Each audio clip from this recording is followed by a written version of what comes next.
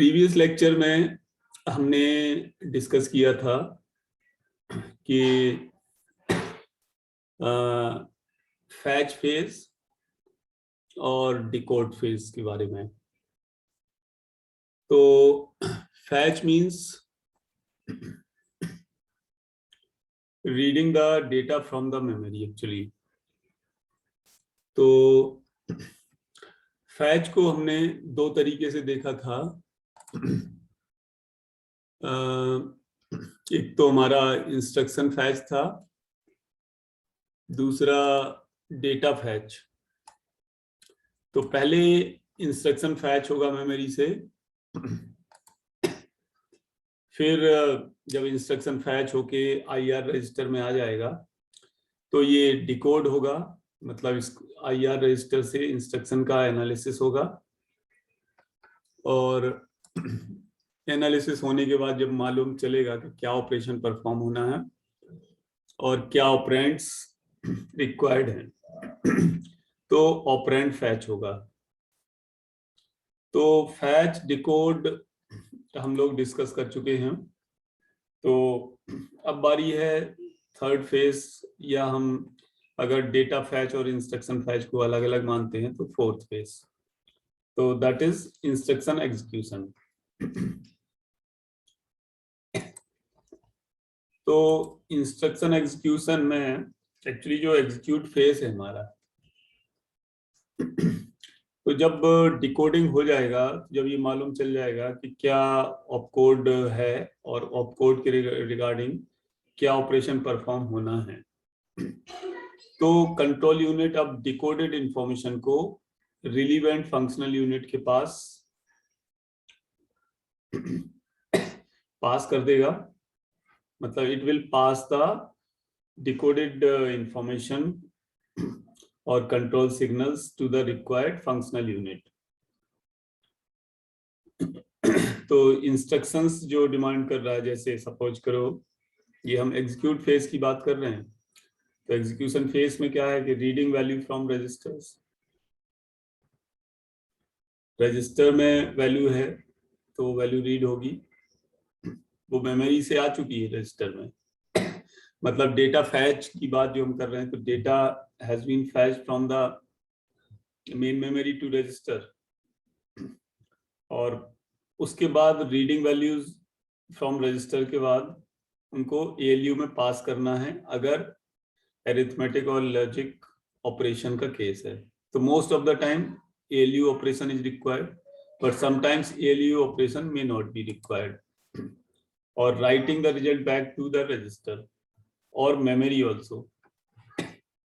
Writing the result back to register है जब ये ऑपरेशन हमारा एएलयू परफॉर्म करेगा, तो एएलयू के परफॉर्म करने के बाद जो रिजल्ट आएगा वो तो किसी रजिस्टर में ही स्टोर होगा, और रजिस्टर में स्टोर होने के बाद अब वो रिजल्टेंट हमारा किसी मेमोरी लोकेशन पर जाके फाइनल स्टोर होगा मेन मेमोरी में। रजिस्टर टेम्परेरी वेरिएबल्स हैं सीपीयू के लिए, तो एएलयू ने जो ऑपरेशन परफॉर्म किया वो रजिस्टर में स्टोर कर दिया, लेकिन एएलयू के परफॉर्म करने के बाद जब फाइनल रिजल्ट आ गया तो वो result final into main memory में जाएगा corresponding to the location of the variables declared inside the program और सॉफ्टवेयर। अब हम बात करते हैं एएलयू फीडबैक की। तो ये एएलयू क्या है कि ये most of the time condition signal और कंडीशनल फीडबैक कंट्रोल यूनिट को प्रोवाइड करता है। अब तुम सोच रहे होगे कि फीडबैक कैसे प्रोवाइड होता है। तो फीडबैक क्या है कि जब जो हमारा हमने पहले पढ़ा था कि status register, program status register और we can say flag register, तो flags are generated corresponding to any operation performed by the ALU, may or may not be generated. So flags can be carry, auxiliary, parity, और हमारा zero, sign, not zero, तो ये जो flag bit है, these flag bits will be passed to the control unit as a feedback. Feedback इसलिए कि depending on the feedback, अब feedback क्या जाता है, तो उस फीडबैक के डिपेंडिंग जो नेक्स्ट इंस्ट्रक्शन एग्जीक्यूट होना है, और नेक्स्ट इंस्ट्रक्शन जो एग्जीक्यूट होना है उसका एड्रेस है इसमें, कौन बताएगा? Address of the next instruction to be executed कहां पर होता है? पीसी रजिस्टर में ना। तो पीसी रजिस्टर सपोज करो पहले इंक्रीमेंट हो चुका है, जब फैच ऑपरेशन हो रहा है उसी टाइम पीसी इंक्रीमेंट हो गया, क्योंकि पीसी से एड्रेस हमारा उसमें आ गया एमईआर रजिस्टर में, और पीसी इंक्रीमेंट हो गया उस टाइम फैचिंग के टाइम। लेकिन जब एग्जीक्यूशन हुआ, एएलयू ऑपरेशन परफॉर्म हुआ, तो उस मोमेंट पर एएलयू ने कुछ फीडबैक भेजा कंट्रोल यूनिट को। फीडबैक इन द सेंस कि नाउ द रिजल्ट इज 0 और नॉन 0, पहले तो मालूम है नहीं। जैसे कोई इफ इंस्ट्रक्शन एग्जीक्यूट होना है, तो इफ इंस्ट्रक्शन जब एग्जीक्यूट होगा तो उसके पहले तो जो इंस्ट्रक्शन होगा उस इंस्ट्रक्शन के depending PC has been incremented. लेकिन जब इफ एग्जीक्यूट हुआ तब मालूम चला ना कि नेक्स्ट इंस्ट्रक्शन कहां से एग्जीक्यूट करना है। तो मालूम कैसे चला कि उसके करस्पॉन्डिंग जो 0 नॉन 0 रिजल्ट आया फ्लैग रजिस्टर में, तो एएलयू के फ्लैग रजिस्टर में, तो एएलयू ने उसको as a feedback control unit को दिया। Now it's the time to modify the value of PC. PC में जो एड्रेस है अब उसको मॉडिफाई करने की बारी है हमारी।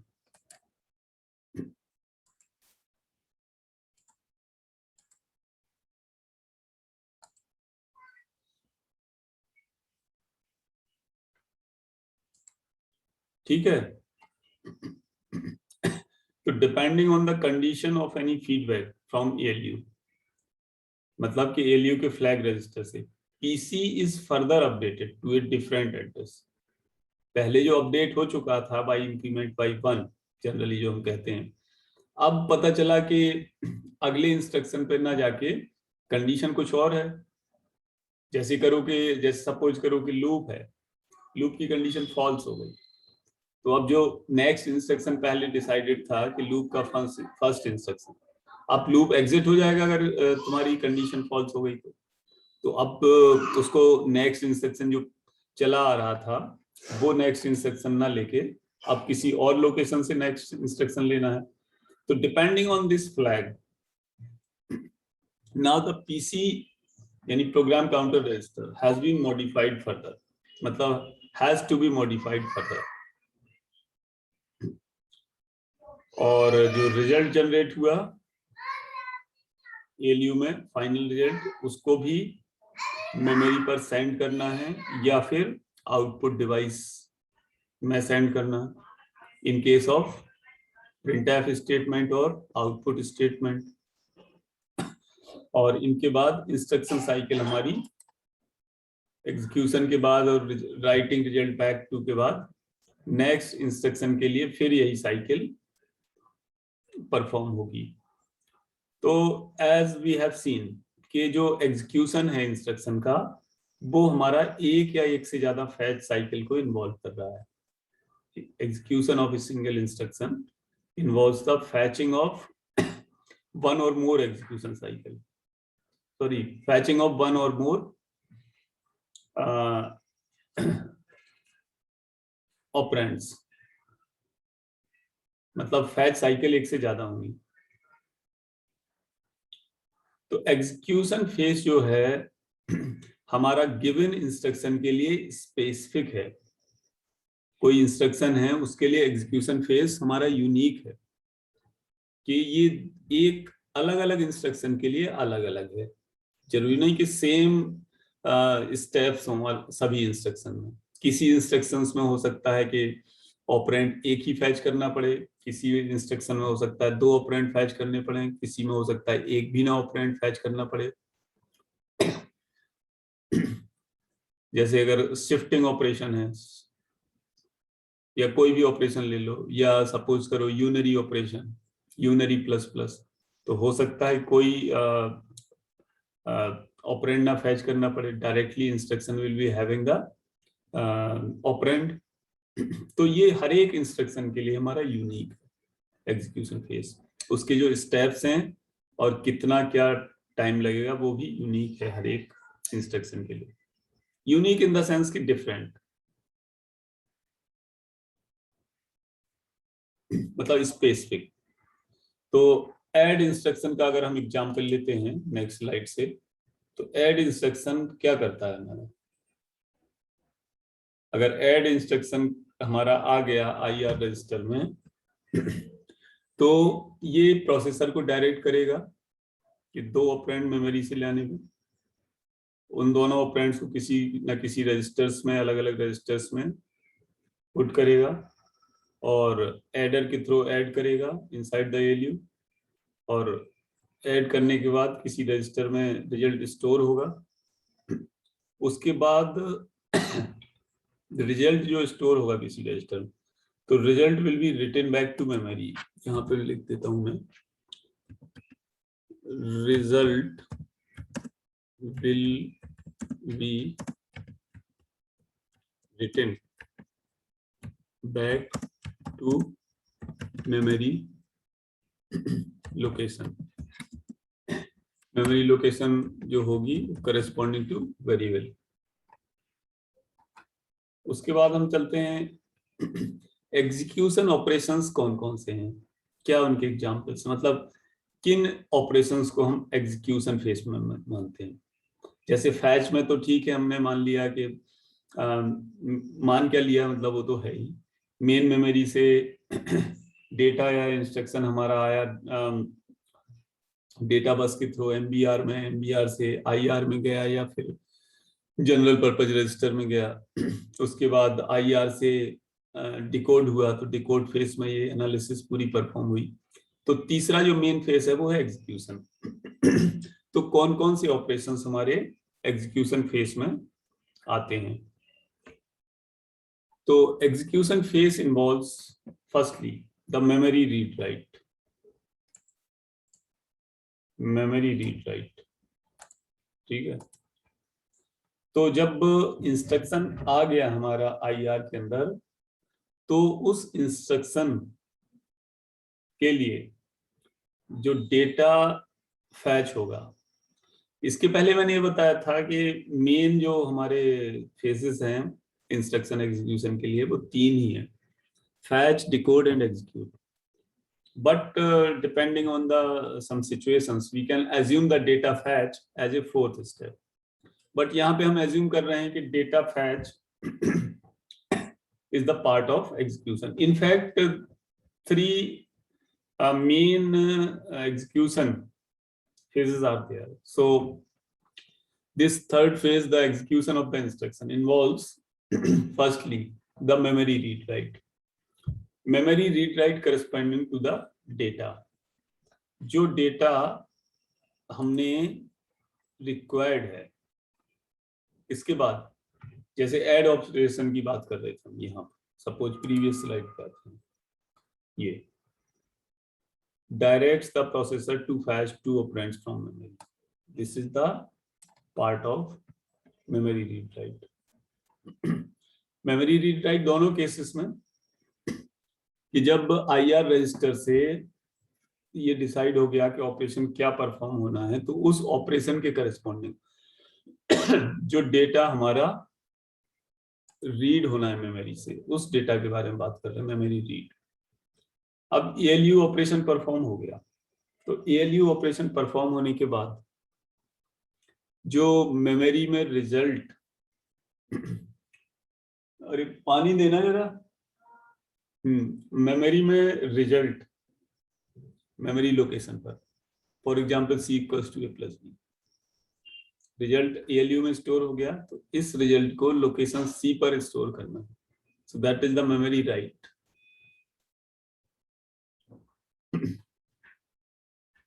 तो जो एग्जीक्यूशन है किसी इंस्ट्रक्शन का, उसमें हमारा क्या क्या हो सकता है।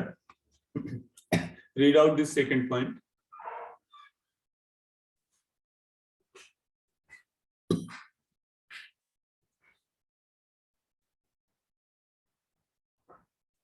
तो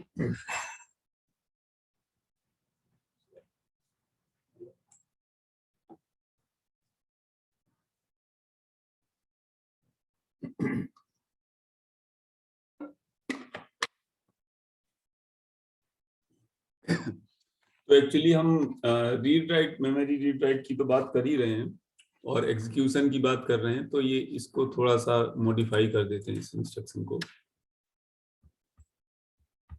loading data from primary memory to CPU और storing data from CPU to primary memory. Actually ये स्टैंडर्ड ऑपरेशन होता है अमंग द रजिस्टर कि जब हम प्राइमरी मेमोरी से सीपीयू के अंदर डेटा लाते हैं तो that is called CPU register के अंदर। Okay, so this is CPU के अंदर अगर डेटा लाएंगे तो रजिस्टर के अंदर ही होगा और कहीं नहीं होगा। और जब रजिस्टर से हम डेटा स्टोर करते हैं मेमोरी में तो उसको बोलते हैं स्टोरिंग ऑपरेशन। तो हम बात कर रहे थे एग्जीक्यूशन फेज में क्या क्या होता है। तो पहला तो है मेमोरी रीड राइट, दूसरा इनपुट आउटपुट। तो इनपुट आउटपुट ऑपरेशन एक्चुअली क्या है? Input means providing value from keyboard so that it will be available to CPU. For example, scanf, अगर हमारा कोई statement c equals to a plus b है तो scanf से अगर हम a और b की वैल्यू प्रोवाइड कर रहे हैं तो that means we are reading from the keyboard. और कीबोर्ड से जो ये जब हम scanf लिखते हैं तो उसमें लिखते हैं %d %a। मीनिंग क्या है उसका, कौन बताएगा? I am waiting for 10 second. Scanf के अंदर हम एम्परसेंड सिंबल यूज करते हैं किसी वेरिएबल नाम के आगे। What is the meaning of that? कौन बताएगा?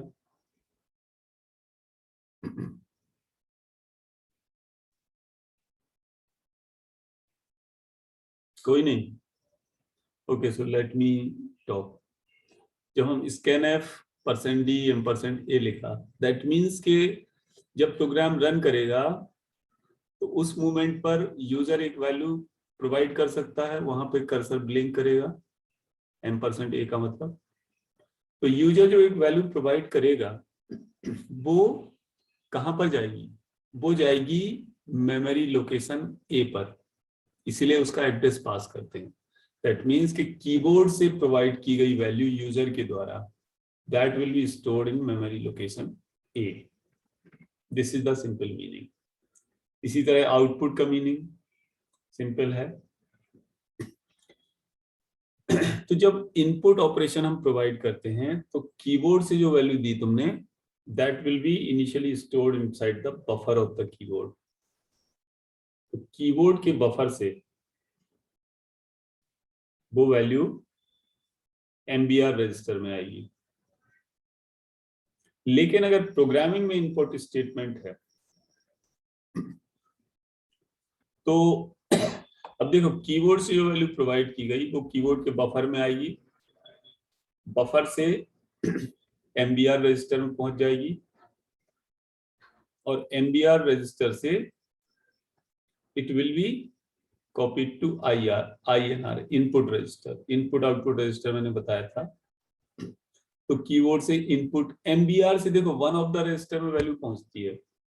अगर INR इस रजिस्टर नहीं सपोर्ट कर रहा है CPU तो कीबोर्ड से प्रोवाइड की गई वैल्यू किसी और जनरल पर्पज रजिस्टर में आएगी। एक्चुअली क्या है, कीबोर्ड से जो वैल्यू तुम प्रोवाइड करोगे तो वो उस वेरिएबल की मेमोरी लोकेशन पे तो जाएगी जाएगी और कीबोर्ड के बफर में भी स्टोर होगी। कीबोर्ड का बफर एरिया अलग है और जो प्रोग्रामिंग का जो वेरिएबल की करेस्पॉन्डिंग मेमोरी लोकेशन है दैट इज डिफरेंट। तो कीबोर्ड से प्रोवाइड की गई वैल्यू बफर से MBR रजिस्टर में तो आना ही आना है, पहले मेमोरी से कुछ भी आएगा, फिर वो इनपुट रजिस्टर में पहुंच गई। और इसी तरह आउटपुट है। तो आउटपुट ऑपरेशन क्या होगा, इसका रिवर्स होगा। ये आउट आर रजिस्टर कोई आउटपुट रजिस्टर है CPU के अंदर, उससे वैल्यू MBR में जाएगी और MBR से आउटपुट डिवाइस के बफर में जाएगी और वहां से मॉनिटर, प्रिंटर या जो भी आउटपुट डिवाइस है वहां पे पहुंच जाएगी। तो ये दूसरा ऑपरेशन है which is dictated as the execution।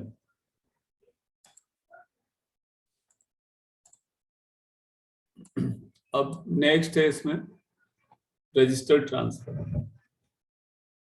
तो समटाइम्स क्या होता है कि एक GPR से दूसरे GPR में वैल्यू ट्रांसफर होती है, जैसे कोई भी ऑपरेशन हो सकता है। Register transfer means transferring the value between the registers, among the registers। Okay, data value from one register to another, this is the part of the execution phase। मतलब एक रजिस्टर के कंटेंट्स दूसरे register में copy हो जा रहे हैं। Next operation is ALU operation. इसको तो हम भली भांति जानते हैं, अब इसको बार बार सेम चीज को बार बार डिक्टेट करने की जरूरत नहीं है। So, ALU के अंदर जो फंक्शनल यूनिट्स हैं उनमें से किसी एक फंक्शनल यूनिट का operation is the ALU operation. जैसे ऐड है तो एडर को इन्वोक करेगा, सब इंस्ट्रक्शन इन्वोक्स सबट्रैक्टर, और नेक्स्ट इंस्ट्रक्शन हम ले लें जैसे कॉम्प्लीमेंट, ठीक है, या कॉम्प्लीमेंट के लिए जो निमोनिक है वो है CMP, किसी सब कुछ प्रोसेसर में CMP। इट इन्वोक्स कॉम्प्लीमेंटर,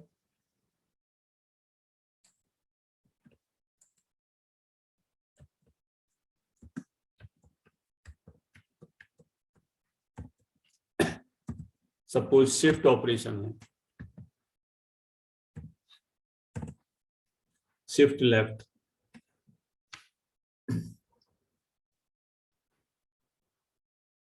तो शिफ्ट लेफ्ट अभी हम सारे इंस्ट्रक्शंस को डिस्कस करेंगे नेक्स्ट लेक्चर में, नेक्स्ट टू नेक्स्ट लेक्चर में। तो उसमें डिस्कस करेंगे कि शिफ्ट ऑपरेशन क्या है एक्चुअली। ओके, तो shift left, shift right, shift और rotate left, rotate right, different type के इंस्ट्रक्शंस हैं। तो shifting operation invokes the shifter.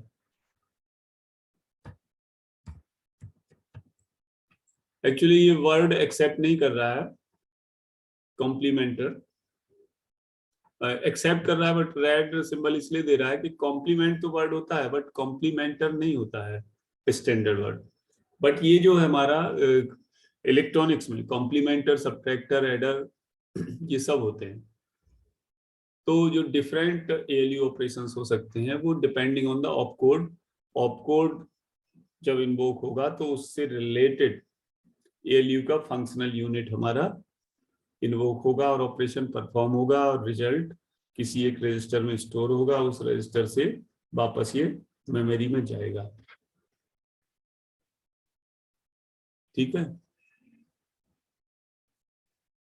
फिर नेक्स्ट ये राइटिंग द रिजल्ट। तो किसी ये राइटर या बुक में तुम्हें writing the result as a separate phase मिलेगा, लेकिन यहाँ हम उसको चाहे कैसे भी अज्यूम कर लो, राइटिंग द रिजल्ट जानते ही हो। राइटिंग द रिजल्ट मतलब sending the result back to memory या प्रॉपर प्लेस। जैसे कोई इंस्ट्रक्शन है तो हो सकता है कि हम आउटपुट डिवाइस में ना आउटपुट भेज रहे हैं। फाइल हैंडलिंग आई थिंक सभी लोगों ने पढ़ी होगी C लैंग्वेज में या किसी लैंग्वेज में। तो जैसे किसी प्रोग्राम का आउटपुट आ रहा है, सपोज हम कंप्लीट एरे या मैट्रिक्स प्रिंट करवा रहे हैं, तो जरूरी नहीं है कि हम मॉनिटर पर भेजें उस आउटपुट को। हम किसी फाइल में भी भेज सकते हैं, नोटपैड फाइल में, वर्डपैड, MS वर्ड फाइल में, या किसी एरे में भी स्टोर करा सकते हैं। वो फाइल हैंडलिंग के थ्रू देखा होगा तुम लोगों ने। नहीं देखा है तो मेरा वो फाइल हैंडलिंग का लेक्चर रेफर कर लेना, सी लैंग्वेज में, इसी चैनल पे पड़ा हुआ है, so idea will be more clear to you. तो writing the result, simply sending the result, final result to the destination. Destination कुछ भी हो सकता है, it can be the output device, it can be the memory, और it can be the file, string, array, कहीं पे भी हम भेज सकते हैं।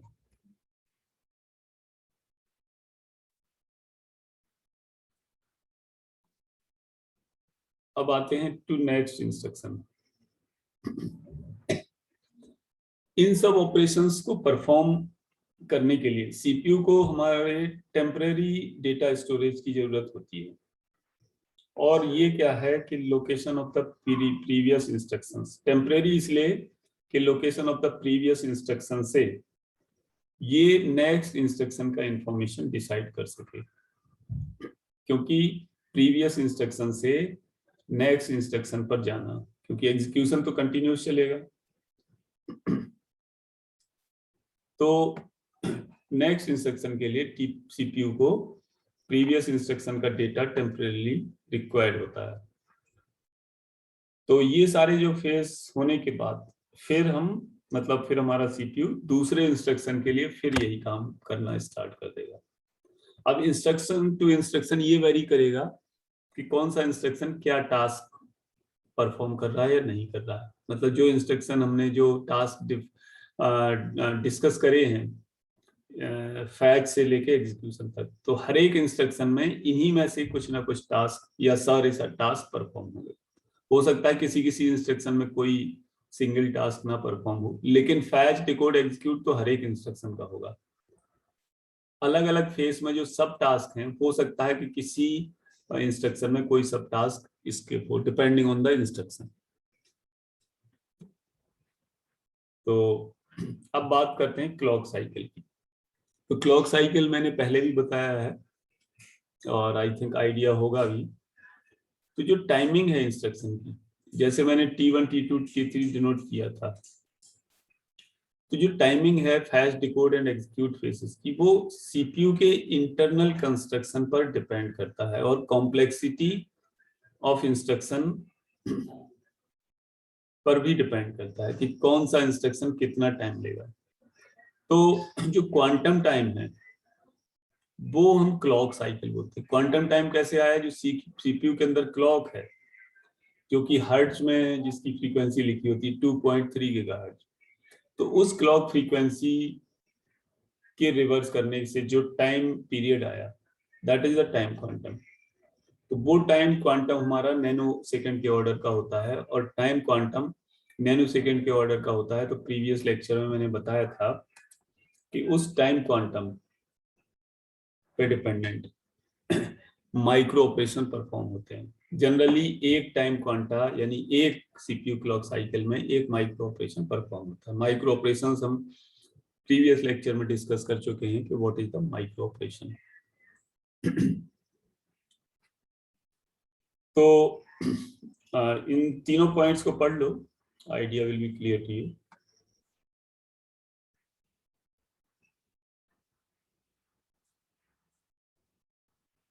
ओवरऑल द टाइम क्वांटा और टाइम पीरियड की बात कर रहे हैं, उसके रिलेटेड हमारे पास मतलब सीपीयू के अंदर सर्किट होता है, या बेटर हम कह सकते हैं क्लॉक है, या हम ये कह सकते हैं timing control signal, timing control circuit, okay, sequence and timing circuit, कुछ भी बोल सकते हैं। That is an electronic circuit which generates the clock.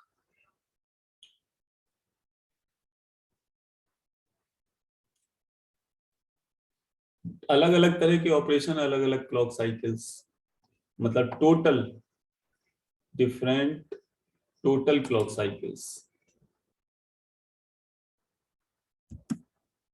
Total clock cycle की बात कर रहे हैं।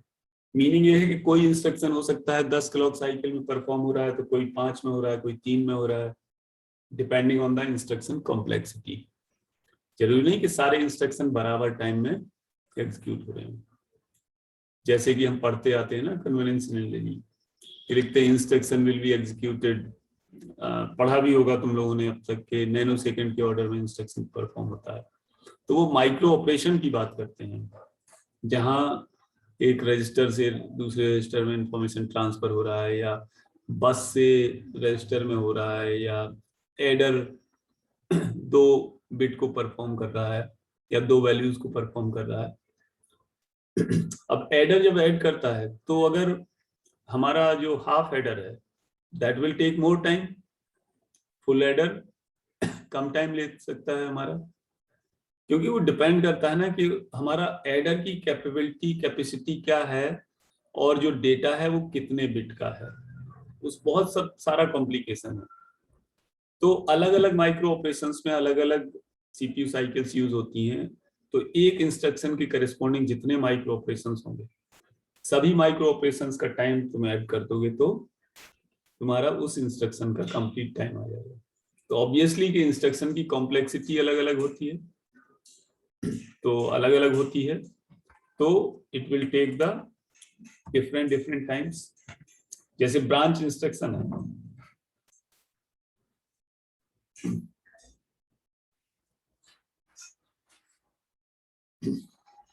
तो branch instruction will take more time. अभी जब हम एड्रेसिंग मोड्स पर आएंगे तो idea will be more clear to you.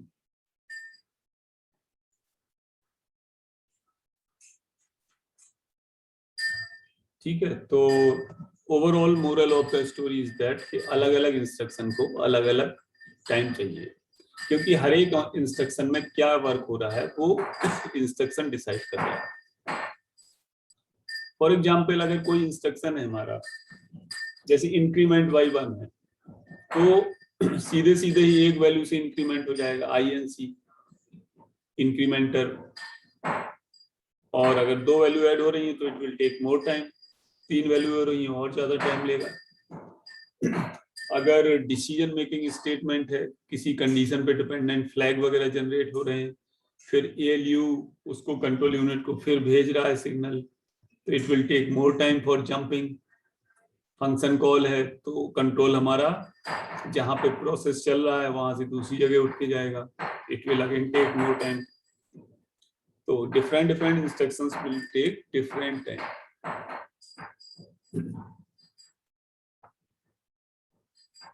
ठीक है, ये चीज मैं बता चुका हूँ।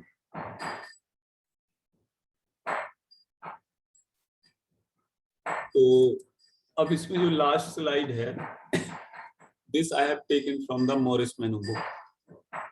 तो यहाँ पे इस स्लाइड में देखो तो एक हमें जो केस स्टडी, इसके बाद इस लेक्चर के बाद एक केस स्टडी लेक्चर बनाने का है, लेकिन केस स्टडी के लिए हमें लगभग सारी चीजें मालूम होनी चाहिए कंप्यूटर आर्किटेक्चर प्रोसेसर डिजाइन की रिगार्डिंग। तो अभी तो हमने लगभग 1/3 या 40% सिलेबस, हार्डली 1/3 सिलेबस कवर किया है।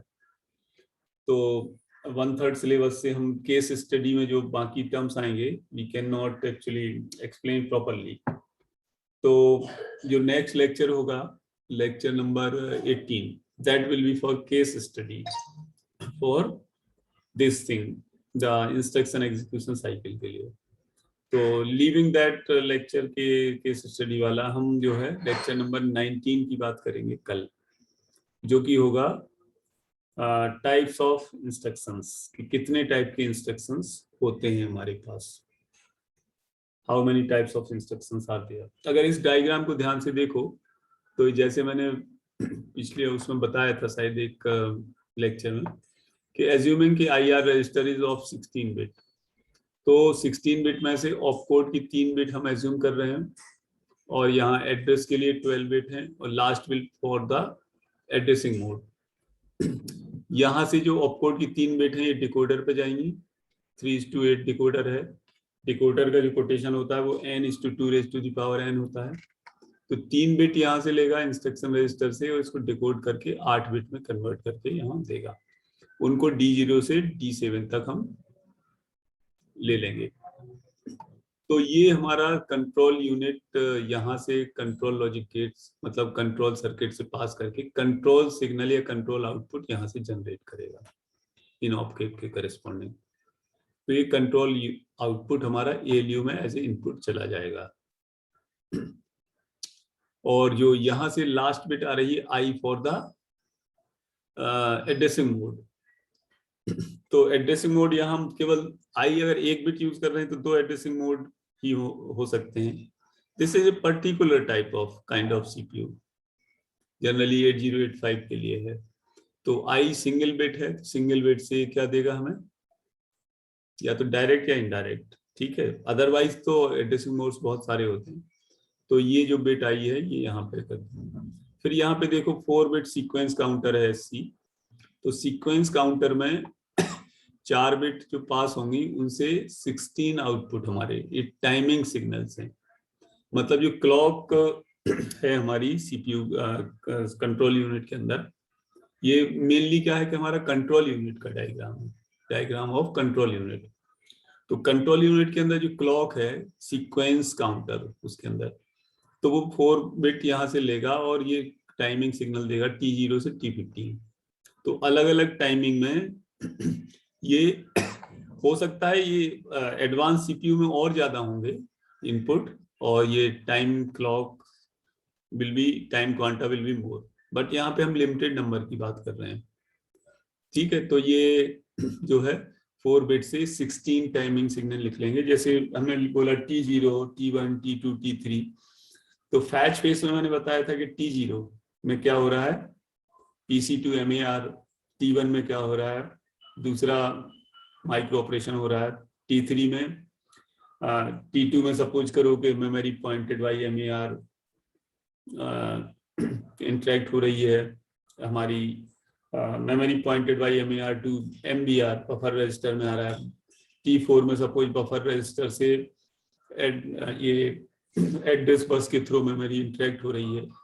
T5 में मेमोरी से बस इंटरेक्ट हो रही है और उससे फिर किसी रजिस्टर में डेटा आ रहा है।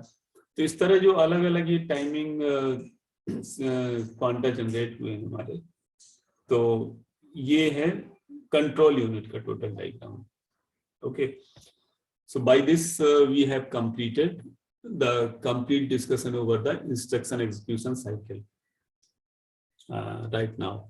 तो कल जो 7 बजे लेक्चर होगा उसमें हम डिस्कस करेंगे टाइप्स ऑफ इंस्ट्रक्शंस। तो किसी को अगर कुछ पूछना हो ही और सी कैन आस्क, अदरवाइज कुछ सेकेंड ही बचे हैं, हार्डली 1 मिनट इज लेफ्ट, तो it will be automatically closed.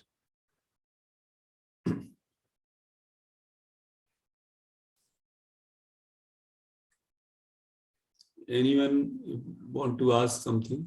He or she can.